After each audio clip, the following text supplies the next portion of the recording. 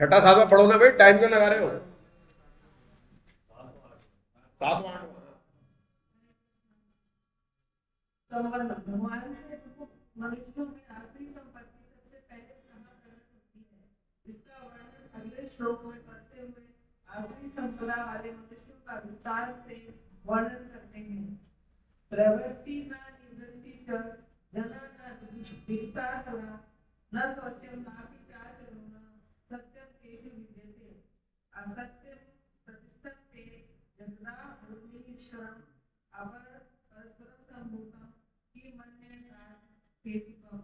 आसुरी प्रकृति वाले मनुष्य किसमें प्रवृत्त होना चाहिए और किससे निवृत्त होना चाहिए, इसको नहीं जानते और उनमें न तो व्यवहार शुद्धि है न श्रेष्ठ आचरण तथा असत्य पालन भी होता है। वे कहा करते हैं कि संसार असत्य बिना मर्यादा के और बिना ईश्वर के अपने आप केवल स्त्री पुरुष के सहयोग से पैदा हुआ है, इसीलिए काम ही इसका कारण है। इसके लिए इसके सिवाय और क्या कारण है, और कारण हो ही नहीं सकता। हरे कृष्णा। बहुत इंपॉर्टेंट श्लोक माना जाता है इसका अध्याय का ये वाला, क्योंकि आसुरी संगति कहां से क्रम से आ रही है हम उसको पकड़ लें, और क्रम से पकड़ लेंगे तो हम रोक लगा सकते हैं। अगर वो शिशु काल में ही शैशव स्थिति में भी आसुरी संगति को रोक दें या मार दें तो हम आगे नहीं बढ़ेंगे। तो कैसे आती है और कैसे प्रकट होती है ये आगे के श्लोक में बताया गया है। आसुरी प्रकृति वाले मनुष्य किसमें प्रवृत्त होना चाहिए और किससे निवृत्त होना चाहिए इसको नहीं जानते, और उनमें न तो भाई शुद्धि न श्रेष्ठ आचरण तथा न सत्य पालन ही होता है। ये समझ में आ रही बात? प्रवृत्त का मतलब क्या है? प्रवृत्त मतलब किसी भी काम में एंट्री होना, प्रवृत्त आगे बढ़ना, प्रवृत्ति। मेरी तो ऐसी प्रवृत्ति है, मेरी ऐसी प्रवृत्ति है, तो पहली द्वार में घुसे हो गए ना, फिर धीरे धीरे धीरे उसका करते करते प्रवृत्ति बढ़ती चली जाती है। प्रवृत्ति बढ़ते बढ़ते क्या होता है, वो स्वभाव बन जाता है। आसुरी स्वभाव में घुसने की वो प्रवृत्ति नहीं जानते। प्रकृति वाले मनुष्य किसमें प्रवृत्त होना चाहिए, कौन सी अच्छी चीज है, किसमें निवृत्त होना चाहिए। कि हमें गीता क्लास में जाना चाहिए या पिक्चर हॉल में जाना चाहिए या मॉल में जाना चाहिए या वो किटी पार्टी होती है ना, किटी पार्टी, किटी पार्टी में नहीं जाना चाहिए। किटी पार्टी में जाओ, लेकिन क्या करो, अगर किटी पार्टी में आपके 15 से लेके 30 महिलाएं हैं, अगर आपने उनको गीता जी से जोड़ दिया तो किटी पार्टी सफल हो गई। कौन कौन किटी पार्टी में जाते हैं, हाथ खड़ा करो। किटी पार्टी वाले कौन है? अरे किटी पार्टी वाला क्लास में आना चाहिए, पर किटी पार्टी वाले नहीं आए तो अपनी क्लास फेल। एक आध ढूंढो किटी पार्टी वाले अपनी क्लास में आए। हाँ हाँ, उसमें भी तो सेंध लगानी है। ये तो तुम बाहर घूमते बिना किटी पार्टी वाले आगे पकड़ में, वो आने चाहिए जो पकड़ में नहीं आ रहे। किटी पार्टी की छत्र छाया में किला बना रखा किटी पार्टी का, उसमें उसी में आनंद आता है। किटी पार्टी वालों को उसी में, उसी शादी ब्याह में जाएंगे, घूमने जाएंगे, अपनी पिकनिक करेंगे। किटी पार्टी वालों की आप पिकनिक के साथ किसकी? किटी पार्टी वालों। हमें तो समय ही नहीं है पार्टी करने का। हमारी तो 2 घंटे की, साल की, ये हफ्ते की पार्टी होती है, और बीच बीच में सेमिनार हो जाते हैं, वो उत्सव होता है। अभी दो एक साथ हो रही है, मैंने देखा 2 एक साथ हो रही है सेमिनार, जो पुरी की और जयपुर में वही तारीख है। तो दोनों की लिस्ट देखी मैंने आचार्यों का, तो आचार्यों में इधर की संभाल लिया, सीनियर एक हो गए बंसल साहब, तो जयपुर में तो मनमाने आचार्य, क्योंकि 40 फिजिकल क्लास चल रही है वहां पर। फिजिकल क्लास का आचार्य बहुत इंपॉर्टेंट हो जाता है, तो वो वहां पर संतोष जी और सुधीर जी जाएंगे, और वहां वाले जब कोई जगन्नाथपुरी में भी है अपने 2-3 आचार्य, वो कर लेंगे, क्लास हो जाएगी। और संतोष जी तीसरे दिन की क्लास में आ रहे हैं छोड़ के। संतोष जी के बिना मजा नहीं आता ना, संतोष जी को मजा नहीं आता। तो मैंने उनका देखा ना, तो आखिरी तीसरे दिन में संतोष जी की 2 क्लास है, 2 क्लास लेंगे वो। यानी कि उस दिन या तो सुबह आ जाएंगे 13 की, या रात को आ जाएंगे, 2 दिन वहां संभाले आएंगे। तो कितनी, इसको कहते हैं जनून। जनून हो गया, जनून, नशा। और सबसे बड़ा नशा भगवान का है, जो नशा उतरे ही नहीं। जितने भी नशे एक समय के बाद उतर जाते हैं और दुख देते हैं। नशेड़ी जितने भी हैं, अगले दिन जब नशा उतरता है उस समय कसम खाता है कि आज नहीं पीऊंगा शाम को, और फिर शाम को पी लेता। सुबह छोड़ने की कसम खाता है और शाम को पी लेता। 12 घंटे की कसम रहती है उसकी। और ये नशा ऐसा होश में नहीं आने देता, तो क्या कसम खाएगा? फंस गया। पढ़ता रहे गीता जी की बातें कर, गीता जी देख, और गुरुपौर आ गया तो उसमें देख, उसमें देख, उसमें देख, अब समाचार मिलते हैं। और अब इंस्टाग्राम पे भी वो डाल दिया घुमा के, और वो खेल है किसका है, उसका उसको भी पकड़ लाए। वो है ना भजन गाता भेजा है ना, मैंने ग्रुप में ही भेजा है, कैलाश खेर, वो गीता परिचय बयान। हमारे जो नवयुवक हैं और जितने भी पढ़े लिखे आईएएस और मंत्री फंत्री हैं, उनको ऐसा उसे मजा आता है, पूरे यार ये गीता प्रचार कह रहा है। संतोष जी के भले ही ज्ञानी हुए हैं, कोई मतलब नहीं, कौन संतोष, अरे कैलाश, वाह वाह, इससे बहुत प्रभाव पड़ता है। तो इसलिए पहले के श्लोकों में आया कि जो संभ्रांत पुरुष आचरण करता है, कैलाश खेर भजन गायक है, संभ्रांत है औरों के मुकाबले। विनोद अग्रवाल जी संभ्रांत थे। अगर विनोद अग्रवाल जी ने कोई बात अपने भजन में कह दी, अब तो शरीर छोड़ दिया, तो उनकी बात याद रहेगी आप, क्योंकि उनका विश्वास रहता है कि यार ये रियल वाला आदमी है, फर्जी नहीं है जो भीड़ देख के पहुंच जाते। नेता लोग जहां देखी भीड़, आप देखो हमारी दुख गीता सेमिनार में एक भी नेता आया, कोई अधिकारी आया? पहले आए थे, इस बार संतोष जी से मैंने कह दिया था, मैंने कहा ये जो विनोद गौड़ है ना, वो पत्रकार, उसको बड़ा ओबलाइज करने की रहती है। पहली हुई थी वो सबसे असफल हुई थी, दूसरी थोड़ी सफल हुई, तीसरी सफल, और ये तो महासफल थी।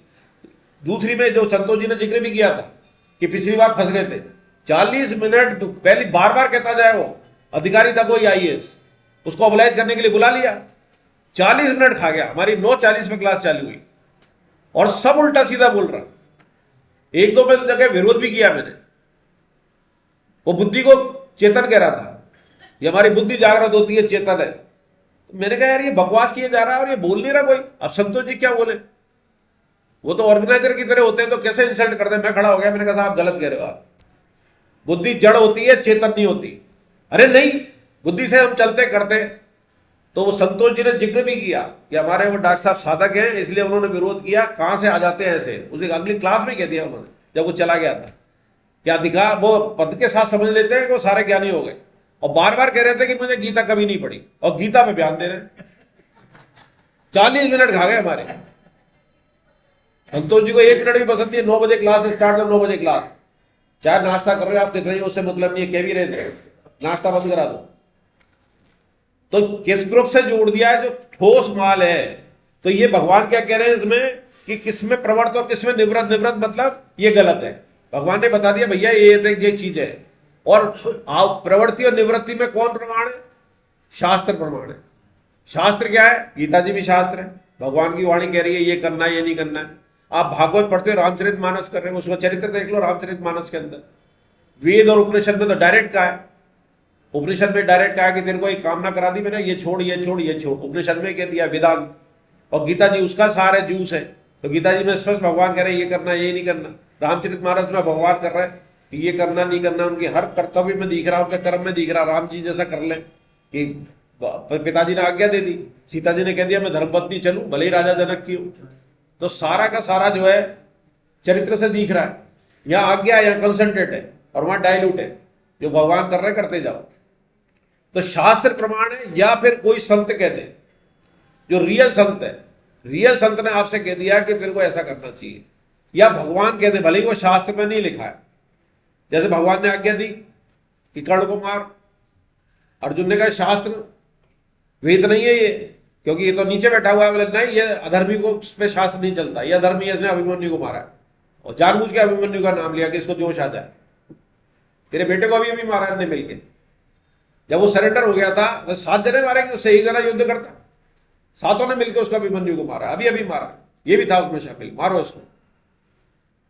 तो भगवान की वाणी प्रमाण है।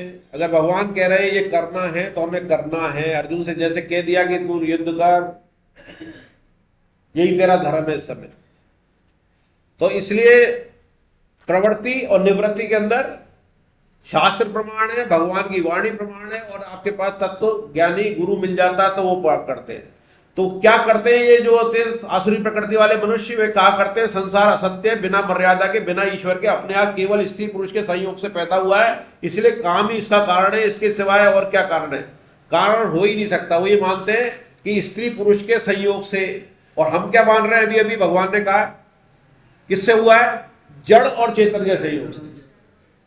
जड़ और चेतन, चेतन तो क्या आत्मा है, और आत्मा कैसे प्रवेश करती है पहले चर्चा हो चुकी है, ये भोजन के माध्यम से करती है। भाई घूम रहा है, वो भोजन करता है जिसके जाना है, वो वीर्य में आता है, उधर अंडे में आता है। ये बहुत बड़ी किताब में आ चुका है, गीता में ये बात आ चुकी, कैसे आती है, स्वामी जी ने उसको खोला है, डिटेल में पढ़ना तो उसको खोल लेना कि जैसे वो कुत्ते का ध्यान करके चला, कुत्ते का ध्यान करते वो मरा, तो उसकी आत्मा उस कुत्ते में अन्न के जरिए आ जाएगी, उसी घास में प्रवेश कर जाएगी, उस रोटी में चली जाएगी जो कुत्ता खाएगा, वो पहुंच गई आत्मा और उससे जन्म लेगी, कुतिया के चली जाएगी, पेट से जन्म लेगी उसकी। मतलब इतना साइंटिफिक है हमारे। तो और वो कहते हैं ये उससे होता था स्त्री संयोग के, तो भैया ये बता शुरू में कैसे हुआ था, और स्त्री संयोग से ही होता है तो सबके क्यों नहीं होता, कुछ बांझ क्यों रह जाती है, लाखों करोड़ों का इलाज करा लेती है, फिर क्यों नहीं हो रहा है। और भगवान की कृपा से यूट्रस निकलने के बाद भी जो राजेंद्र दास जी ने कहा था 2 बच्चे हो गए, मैंने शायद क्लास में कहा था पहले, राजेंद्र दास जी कहते हैं मैं पता बता दूंगा, वो दिल्ली रहता है, एम्स वाले डॉक्टरों ने निकाली थी और उन्होंने आशीर्वाद दे दिया, पहाड़ी बाबा ने, 2008 की घटना है, पुरानी भी नहीं है, दोनों बच्चे अमेरिका के अंदर पढ़ रहे हैं, बैंक मैनेजर था, डिप्रेशन आ गई वाला कहानी है। तो यूट्रस निकलने के बाद भी संत के आशीर्वाद से भगवान हो जाते हैं महाराज, और टेस्ट ट्यूब बेबी भी कराओ तो फेल हो जाते हैं। तो आप है ना ये कहते हो कामना से हुआ है, स्त्री पुरुष के संयोग से हुआ है, तो स्त्री पुरुष के संयोग से हो रहा है, तो फिर आप ये बच्चा दूसरे के पेट से क्यों करा रहे हो, करा रहे हैं कि नहीं करा रहे, बच्चे पैदा नहीं करना चाहते वहां कराओ, सिजेरियन फैशन हो गया है कि कष्ट भी सहन करेंगे, अरे उस कष्ट से ही तो प्रेम बढ़ता है, माँ ने वो कष्ट झेला है, बच्चे के लिए तो प्रेम बढ़ता है। जो नॉर्मल डिलीवरी और सिजेरियन वाले में एक रेशो करके देख लो कि प्यार किसमें ज्यादा होता है, सिजेरियन वाला कम होगा, उसमें ज्यादा होगा।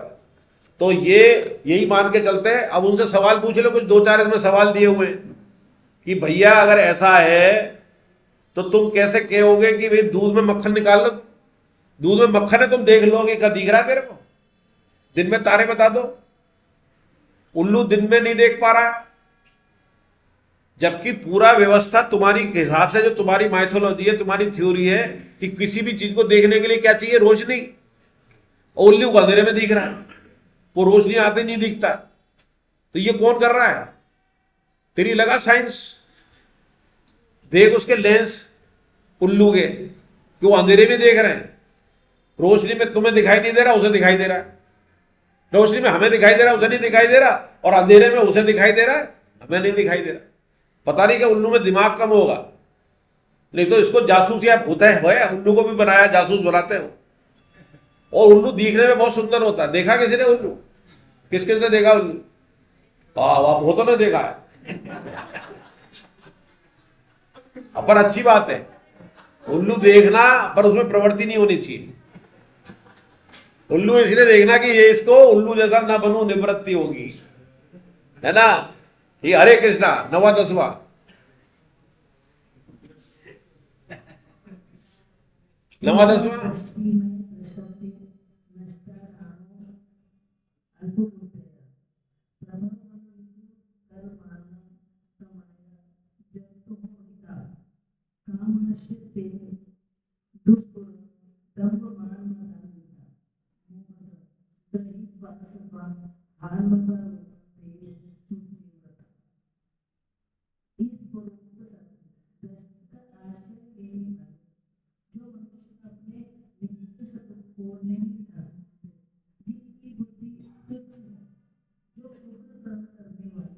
संसार के शब्दों में उन मनुष्यों की सामर्थ्य का उपयोग जगत का नाश करने के लिए ही होता है। कभी पूरी न होने वाली कामनाओं का आश्रय लेकर अभिमान और मद से जुड़ रहने वाले तथा अपवित्र व्रत धारण करने वाले मनुष्य मोहों के कारण दुराग्रहों को धारण करके संसार में विचरते रहते। हरे कृष्ण। हरे कृष्णा हरे कृष्णा। अब इसमें भगवान ये बता रहे हैं कि वो किस तरह के होते हैं, जो आसुरी संपत्ति वाले हैं वो किस तरह के होते हैं, तो उसका प्रवृत्ति बता रहे हैं, किस तरह का नेचर है उनका। इस पूर्वोक्त नास्तिक दृष्टि का आश्रय लेने वाले जो मनुष्य अपने नित्य स्वरूप को नहीं मानते, जिनकी बुद्धि तुच्छ है, और जो उग्र कर्म करने वाले और संसार के शत्रु हैं, उन मनुष्यों की सामर्थ्य का उपयोग जगत का नाश करने के लिए ही होता है। बेस्ट एग्जाम्पल कौन होगा इसका? जिसने एटम बम बनाया, उसने खुद कहा है, किताब में भी आया उल्लेख है इसका, जब उसने गीता पढ़ने के बाद कहा कि हे भगवान तूने मुझे बुद्धि दी और मैंने सर्व विनाश करने वाला एटम बम बना दिया, जो 2 शहर नागासाकी और हिरोशिमा गिराए, उसके बाद उसने कहा गीता जी बोले पहले मिल जाती मुझे तो मैं ये काम नहीं करता, रिएक्टर बनाता मैं परमाणु, लेकिन एटम बम नहीं बनाता। तो उन्होंने कहा अगले जन्म में मुझे एक प्लम्बर बनाना, अगर इतना ही इंटेलिजेंट बनाना तो एक प्लम्बर बनाना, तो ज्यादा से ज्यादा एक बाथरूम का ही नुकसान कर पाऊंगा मैं, संसार के विनाश की बुद्धि का उपाय नहीं करूंगा। तो ये कहते हैं कि वो संसार के दुश्मन होते हैं आसुरी बुद्धि वाले, क्योंकि वो केवल शरीर और शरीर के संबंधों को ही मानते हैं, आत्मा है, स्वरूप है, वो इसको नहीं मानते। इसलिए इसमें कहा है बुद्धि तुच्छ है, बुद्धि तुच्छ है, क्योंकि नित्य स्वरूप को नहीं मानते। उग्र कर्म करने वाले और संसार के, उग्र ही कर्म है ये, उग्र मतलब सबसे तेज कर्म, कर्म तो है वो, पर उग्र खतरनाक, हमारी भाषा में कहेंगे, सही शब्द लिया, खतरनाक, किसी को मारने का। क्यों? क्योंकि उनको अपने को जिंदा रखना है, उसके बदले में कितने ही मरे, उनको दूसरों की संपत्ति हड़पनी है, अपनी संपत्ति बढ़े, अपने नौकर चाकर बढ़े, अपना परिवार बढ़े, अपनी मान बढ़ाई बढ़े, हम सबसे ज्यादा पावरफुल हों। तो जिसके सत्ता के लिए, चाहे वो डॉन बनने के लिए, आजकल 2 तरह के हो गए डॉन, सफेद कपड़े वाले और एक नॉर्मल कपड़े में छुपे रहने वाले, और वो पोषक उनके सफेद कपड़े वाले ही। सफेद कपड़े वाले ऐसे डॉन का पोषण करते हैं, अगर सफेद कपड़े वाले इनका पोषण न करें तो डॉन पैदा नहीं हो सकता। बेस्ट स्टेट क्यों हो रहा है यूपी आज, कि सफेद कपड़े के वाले ने संरक्षण देना बंद कर दिया, क्योंकि वहां सफेद कपड़ा नहीं है, वहां गेरुआ है। भगवा वस्त्र के अंदर वो ताकत है, सफेद तो झूठा दिखावटी शांति का प्रतीक है, सफेद कपड़े वाले ही सबसे ज्यादा हिंसा करते हैं या करवाते हैं। गेरुए वस्त्र पहन के हिंसा नहीं होगी, गेरुए वस्त्र का असर आ जाएगा। और जिसने भी कोशिश की गेरुआ वस्त्र पहन के साधु बनने की तो पकड़ा ही गया, रावण पकड़ा गया, पकड़ गया, डरा भी, बुरा करते में डरता था। और दूसरा वो कौन था जिसने वो ब्रक बन गया था, मारीच, वो वही भगत था। और एक और था जिसको वो पहाड़ लाके गिरा दिया था हनुमान जी को, कौन था? काल में। हाँ, वो भी मना कर रहा था, भैया क्यों मरवा रहा है, मरण आ गया मेरा, उसने भी मना किया। और ये मारे जो ब्रग बना था उसने भी मना किया, यानी कि थोड़ा इनके अंदर भाव था, लेकिन वो रावण था। तो उन्होंने ये सोचा कि यार बेहतर है कि इससे मरने से बेहतर है वहां मर जाएंगे, तो वो हनुमान जी से मरे और वो राम जी से मरे, तो उद्धार तो हो गया ना उनका। तो किसका पोषण होता है? तो वो यही मानते हैं कि हमारा शासन है, हम जो है संसार के करने, संसार के शत्रु हैं, और अपने को सबका शत्रु मानते हो, मतलब सबको मानते हैं, इसको मारो इसको मारो, जो उनका विरोध करे, जो उनके पक्ष में आ जाएगा तो ठीक है। नित्य स्वरूप को तो मानते ही नहीं है ही नहीं, इससे कोई मतलब, इसलिए तुच्छ बुद्धि है। इस शरीर का ही पोषण करते हैं, जो बात आई थी ना, पिंड पोषण में लगे रहते हैं, उसी के परायण रहते हैं, ये उसी की पराकाष्ठा है। और परमार्थ में नहीं रहेगी इनकी बुद्धि। भला करने की बात आ जाए किसी करने के लिए, यार क्या मिलेगा? इस पैसे को तो मैं दूसरे काम में लगाऊंगा, इतने तो मैं वो रखूंगा ना, गुंडे बदमाश, इस पैसे से उससे ज्यादा बढ़िया रहेगा। इससे अपने मेरी आर्मी बढ़ाऊंगा, मेरी सेना बढ़ाऊंगा जो मेरी रक्षा करेगी। तो उसमें तो इनका कौशल बहुत तगड़ा चलता है, पारमार्थिक बुद्धि में उनका कौशल 0 हो जाता है। और सारी यौन तृप्ति, सारी तृप्ति, शरीर से संबंधित सारी तृप्ति, भोजन की तृप्ति, अपने शरीर को कैसे सुख और आराम मिले, दूसरे को कितनी कष्ट मिले, उसे इन्हें कोई मतलब नहीं होता। और फिर अगली बात क्या कहते हैं? कभी पूरी नहीं होने वाली कामनाओं का आश्रय लेकर। कामना, इसका मतलब किसी की पूरी नहीं होती है। ययाति का उदाहरण था ना, ययाति ने उम्र मांग ली थी अपने पोते की, और आखिरी में फिर उसने क्या कहा कि पूरे संसार का भोग भी इस शरीर को मिल जाए संसार की सारी स्त्री, सारी संपत्ति, सारे तरह का पेय पदार्थ, सारे तरह की खाने की चीजें भी मिल जाएं, सुख आराम मिल जाए, तब भी इस शरीर की भूख शांत नहीं होगी। ययाति ने अपने आप को जवान रखने के लिए 200 साल तक शायद उम्र थी, उसके बाद वो त्रस्त हो गया। फिर उसने हाथ जोड़े कि भैया इसकी भूख तो और बढ़ रही है, और बढ़ रही है, ज्यों ज्यों उम्र बढ़ी तृष्णा भई जवान। तृष्णा अंदर की कामना की अंतिम स्टेज है ना तृष्णा। तो कई पहली लाइन में कह दिया, कभी पूरी ना होने वाली कामनाओं का आश्रय लेकर दंभ, अभिमान और मद में चूर रहने वाला तथा अपवित्र व्रत धारण करने वाले मनुष्य मोह के कारण दुराग्रह को धारण करके संसार में विचरते हैं। सबसे बड़ा दुराग्रह क्या है? सबसे बड़ा दुराग्रह, कई बार चर्चा है, शब्द बदल जाते हैं। मैं शरीर हूं, क्या है? मैं शरीर हूं, सबसे बड़ा दुराग्रह। अगर शरीर मैं नहीं हूं, आत्मा हूं, तो फिर सारे दुराग्रह खत्म हो गए ना। अज्ञान सबसे बड़ा यही है कि मैं शरीर हूं, स्वस्वरूप स्वरूप को नहीं मान रहे। आया ना पहले लिखा हुआ, आत्मा को मानते ही नहीं है, आत्मा ही नहीं, शरीर है। पर उनसे पूछो कि भाई तू जब 10 साल का था तब तूने देखा कैसा था ये शरीर? 70 साल का हो गया तो देख रहा कौन शरीर? तो कौन देख रहा है? संतोष जी ने एक बार सवाल पूछा कि आप कहते हो कि मैं रात को बहुत अच्छा सोया, आज बहुत शांति है, रात को बहुत बढ़िया नींद आई, तो कौन सोया? कौन सोया? शरीर सोया, अंतःकरण सोया। क्योंकि अंतःकरण में सपने आते हैं, सूक्ष्म शरीर में आते हैं सपने, तो सूक्ष्म शरीर भी जागृत नहीं रहा।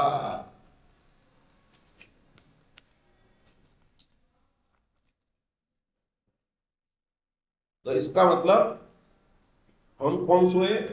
आत्मा के पास कोई विचार नहीं, आत्मा कभी सोती नहीं। सोती है क्या? उसके पास कोई विचार ही नहीं थे।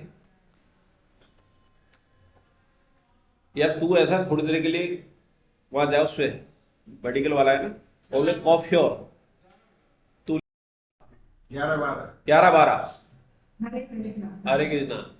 चिंता परिमियाच प्रलयंता पाशिता कामुपभोगपरमा एतावदिति निश्चिता आशंका शतिर बंधा काम क्रोध परायणा इहंते कामोभा मन्या येनाथ संन्यान।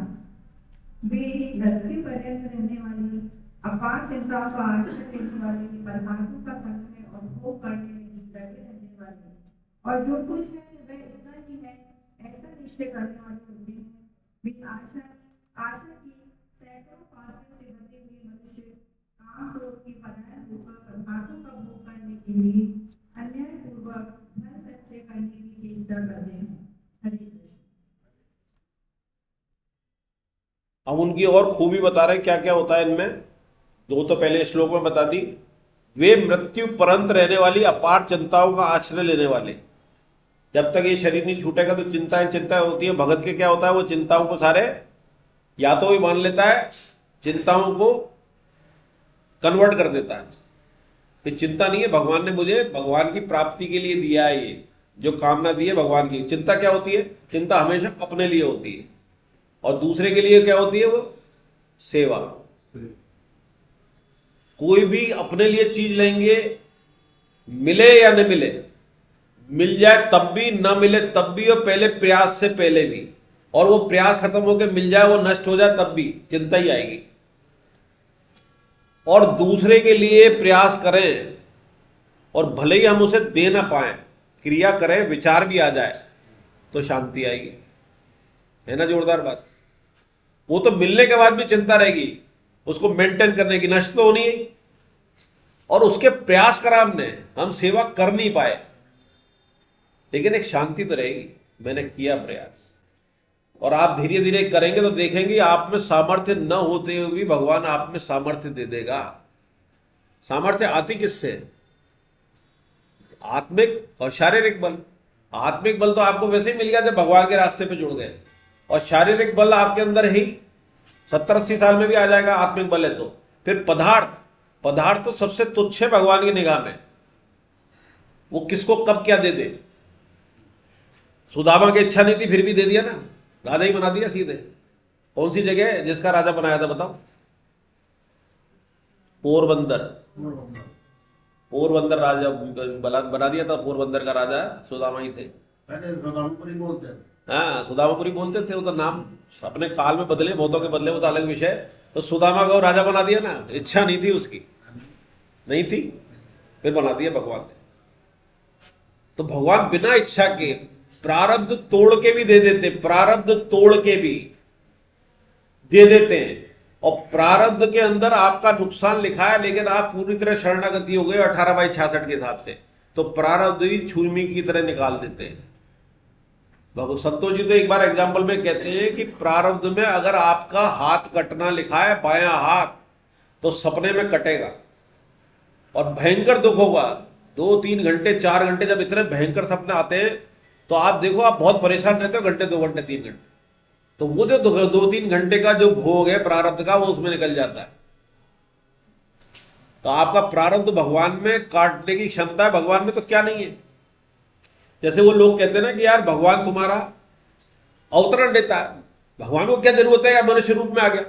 अरे तू तो मनुष्य कह रहा है, हम तो कह रहे सुअर बन के आ गया। आ गया कि नहीं सुअर बन के? 12 अवतार हुए कि नहीं हुए?